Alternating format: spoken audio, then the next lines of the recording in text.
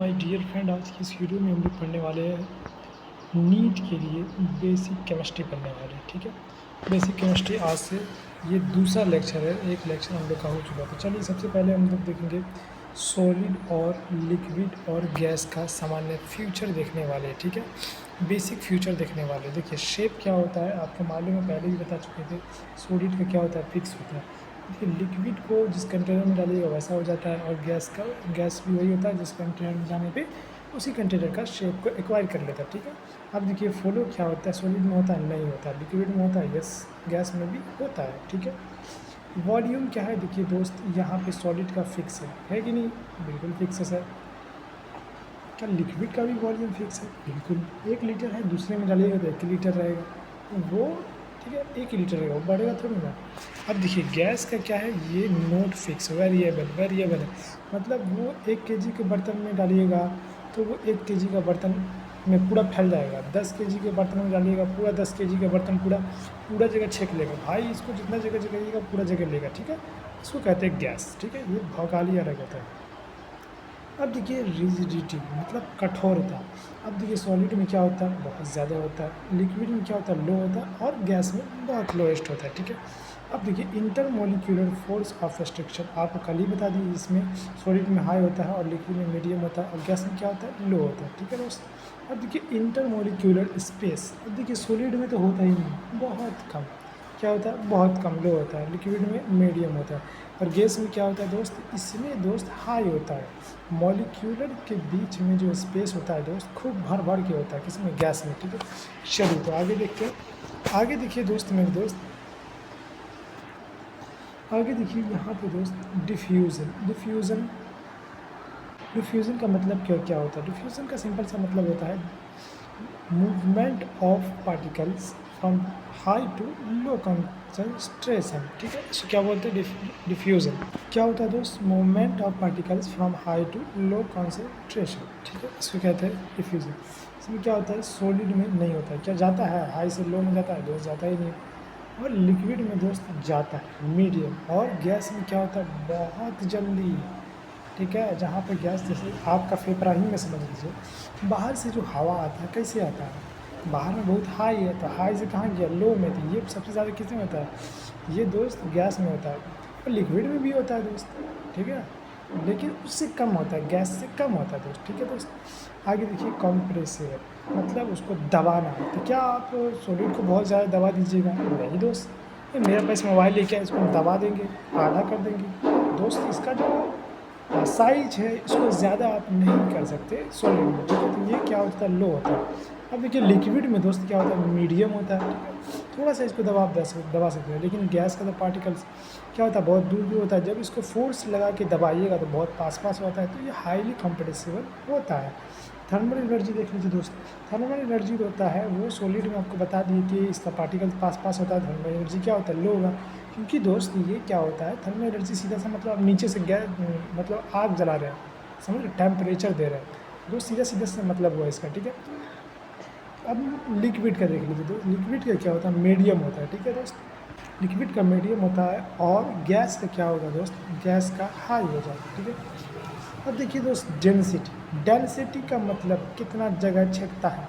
ठीक है दोस्त, कितना कोच कोच के भरा हुआ है। ठीक है, तो सॉलिड में क्या होता है, बहुत कोच कोच के भरा होता है, हाई होता है। और लिक्विड में मीडियम होता है। और गैस में तो भाई साहब समझिए रहे आप, 10 किलो के बर्तन में डालिए 10 किलो बन जाएगा, मैं शेप ले लेगा 10 किलो जैसा पूरा, मैं पूरे में रहूँगा। अलग ही लेवल का बनता रहता है दोस्त। अब देखिए मोशन। ठीक है, मोशन क्या है दोस्त, मोशन देखिए यहाँ पे, मोशन जो सॉलिड में होता है ये होता है वाइब्रेशनल होता है। ठीक है, और लिक्विड में वाइब्रेशनल और ट्रांसलेशनल होता है। ठीक है दोस्त, अब देखिए गैस में क्या होता है, वाइब्रेशनल होता है, ट्रांसलेशनल होता है, और इसके बाद क्या होता है, रोटेशनल भी होता है। ठीक है दोस्त, आगे देखिए। तो अभी हम आपको बताए थे रिजिडिटी क्या होता है दोस्त, अभी बताए थे ना पहले, रिजिडिटी मतलब कितना कठोर है। ठीक है, तो इसको समझने के लिए को एक्सटर्नल फोर्स को होल्ड करने की टेंडेंसी। ठीक है, ये क्या होता है, रिजिडिटी कहते हैं इसको, किसमें ज़्यादा होता है। ठीक है, अब देखिए डिफ्यूज़न क्या होता है, movement of particles from high to low concentration. ठीक है, कंप्रेसिबिलिटी क्या होता है? Change in volume applying force, ठीक है, अप्लाइंग प्रेशर, ठीक है दोस्त, change in volume, change in volume on applying pressure, pressure जब डालिएगा क्या ये वॉल्यूम चेंज कर लेता है, तो इसको क्या बोलेंगे? कंप्रेसिबिलिटी।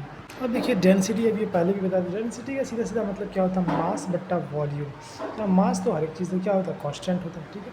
तो डेंसिटी क्या हो जाएगा? डेंसिटी इन्वर्सली प्रोपोर्शनल 1 बट्टा वॉल्यूम, ठीक है, वॉल्यूम मतलब स्पेस, ठीक है। अब देखिए स्पेस जो सबसे ज़्यादा लेता है वो क्यों लेता है? गैस, उसके बाद क्या आता है? लिक्विड, उसके बाद सॉलिड, सॉलिड कम स्पेस, किसी भी चीज़ को सॉलिड कर दीजिएगा तो कम स्पेस लेता है, ठीक है। उसके बाद देखिए डेंसिटी सबसे ज़्यादा किस में होता है? सॉलिड में, सॉलिड के बाद लिक्विड में, लिक्विड के बाद गैस में, ठीक है दोस्त। अब देखिए थोड़ा सा क्वेश्चन कर लेते हैं हम लोग। The ability of gas to occupy the entire volume of the container is due to negligible intermolecular force. क्या स्ट्रॉन्ग इंटरमोलिक्यूलर फोर्स होगा? नहीं गुरु जी। हाई डेंसिटी होगा? नहीं गुरु जी। डिफिनेट शेप होगा? नहीं गुरु जी। चलिए अगला क्वेश्चन देखिए, क्वेश्चन क्या कह रहा है? Which of the following is not A correct match. कौन करेक्ट मैच नहीं है? सॉलिड लीस्ट कंप्रेसिबल, बिल्कुल, बहुत कम इसको कंप्रेसिबल का। गैस नो डिफिनिट वॉल्यूम, बिल्कुल सही है। उसके बाद देखिए यहाँ पे लिक्विड डिफिनिट शेप, बिल्कुल, इसका शेप क्या होता है? डिफिनिट होता है, इसका शेप कभी नहीं बदलता है दोस्त लिक्विड का। क्या ऐसी बात है? बिल्कुल नहीं गुरुजी, शेप तो इसका बदल जाता है, ठीक है। गिलास में डालिएगा गिलास जैसा हो जाएगा, लोटा में डालिएगा लोटा जैसा हो जाएगा। इस तरह के जो भी चीज़ में आप डालिएगा तो उस कंटेनर का शेप एक्वायर कर लेता है। कौन? लिक्विड। तो यहाँ पे नोट पूछा है ना, करेक्ट कौन नहीं है दोस्त, ये करेक्ट नहीं। चलिए अगला क्वेश्चन देखिए, क्वेश्चन कह रहा है which of the following statement is not correct about the three state of matter, solid, liquid and gases, ठीक है। The density of solid is highest whereas that the gas is lowest। बात सही है, बिल्कुल सही है। उसके बाद देखिए molecules of solid possess least energy, least energy है क्या? उसके बाद देखिए where is those of gas possess highest energy, बिल्कुल सही है। Gases and liquid possess definite volume, क्या इसका वॉल्यूम डिफिनिट होता है? बिल्कुल नहीं। वॉल्यूम तो इसका क्या होता है दोस्त? गैस और लिक्विड का चेंज होता रहता है ना, तो यही सही हो जाएगा, ठीक है। चलिए अगला क्वेश्चन देखिए, molecules of a solid have more attraction than thermal energy, बिल्कुल ये भी सही है। तो ये क्या हो जाएगा? हम लोग का सही हो जाएगा।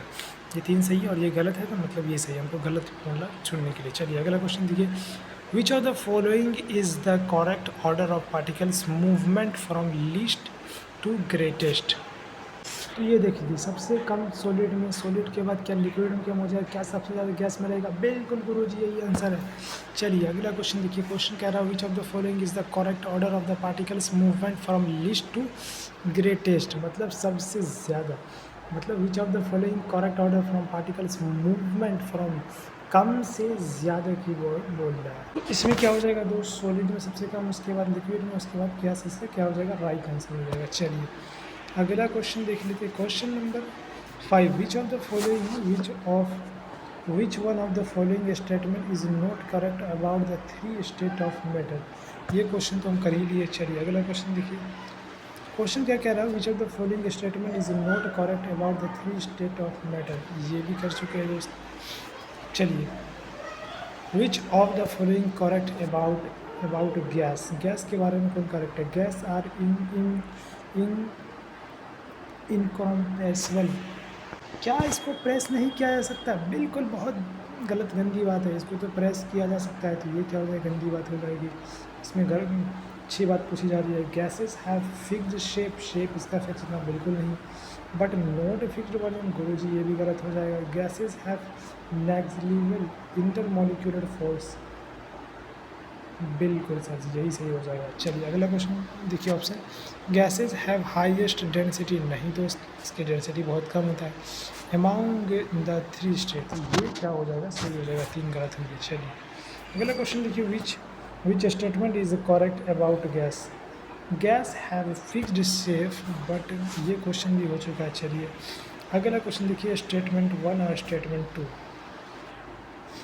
On heating a solid usually change to a liquid and the liquid on further heating change to the gases. बात सही है, बिल्कुल सही है सर जी।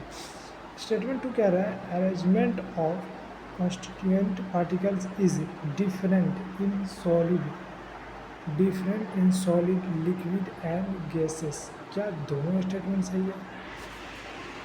बिल्कुल गुरुजी, दोनों स्टेटमेंट सही है। तब बोथ स्टेटमेंट 1 और 2 दोनों क्या है, करेक्ट है, इनकरेक्ट नहीं होगा। और ये भी, चलिए ऑप्शन नंबर अगला क्वेश्चन देखिए।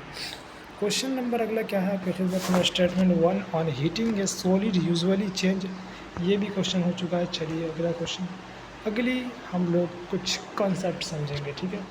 अब देखिए दोस्त, ये कंटेनर है, ये क्या है दोस्त, कंटेनर है। ये क्या है, कंटेनर है।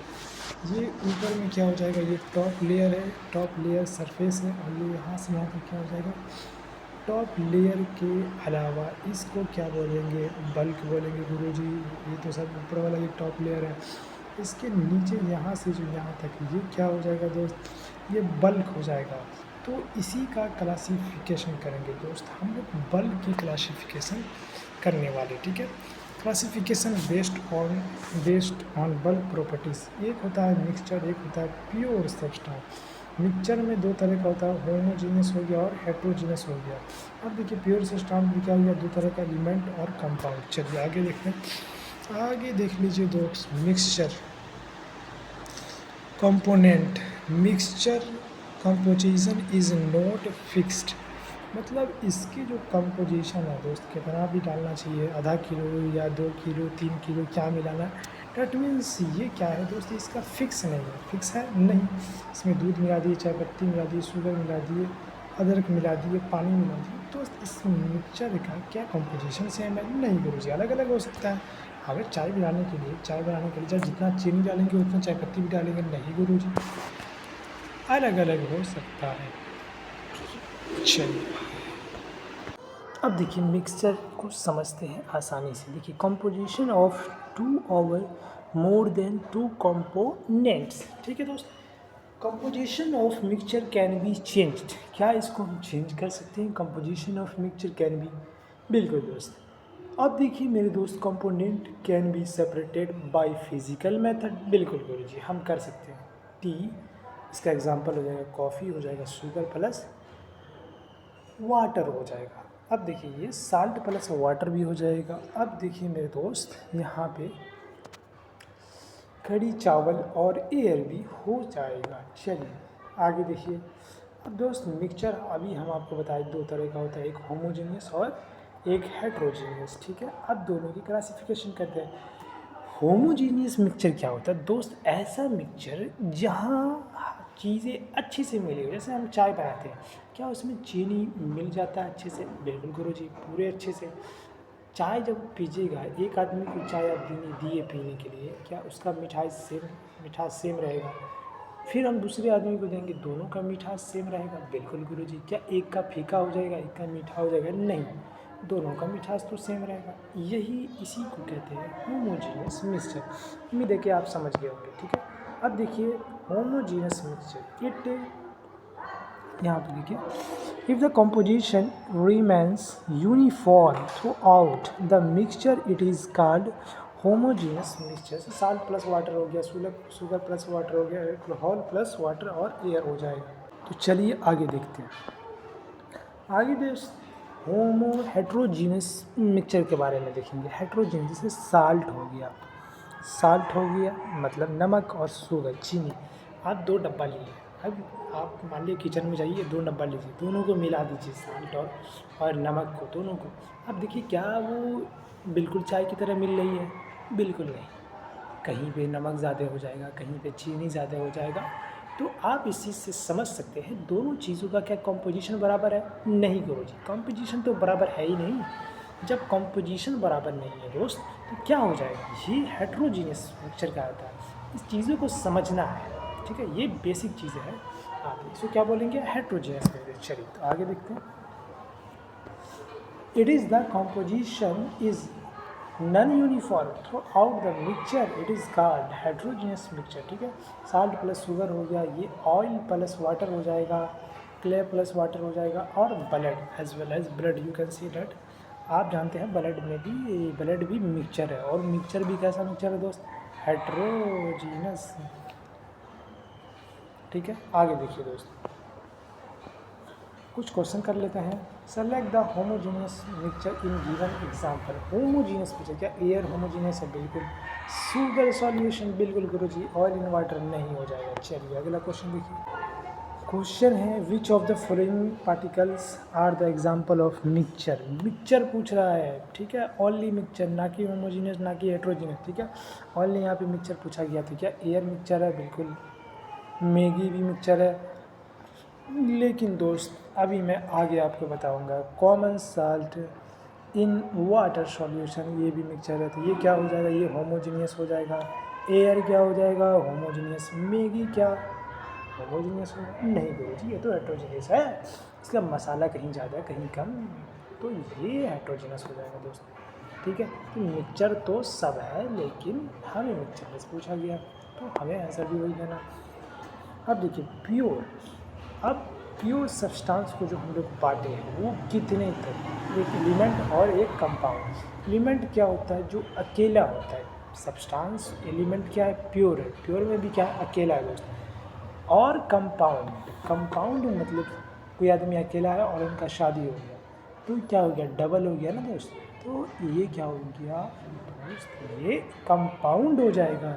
It has only component, only जो प्योर सब्सटेंस होता है, ओनली वन कंपोनेंट ओनली, मतलब एक ही चीज़ से ये बना होता है। किस चीज़ से बना होता है दोस्त, जैसे कार्बन ले लिए तो एक कार्बन ले लेंगे, ठीक है। इसी तरह अगर एक लिए दो लिए तो मतलब एक ही चीज़ होना चाहिए एलिमेंट में।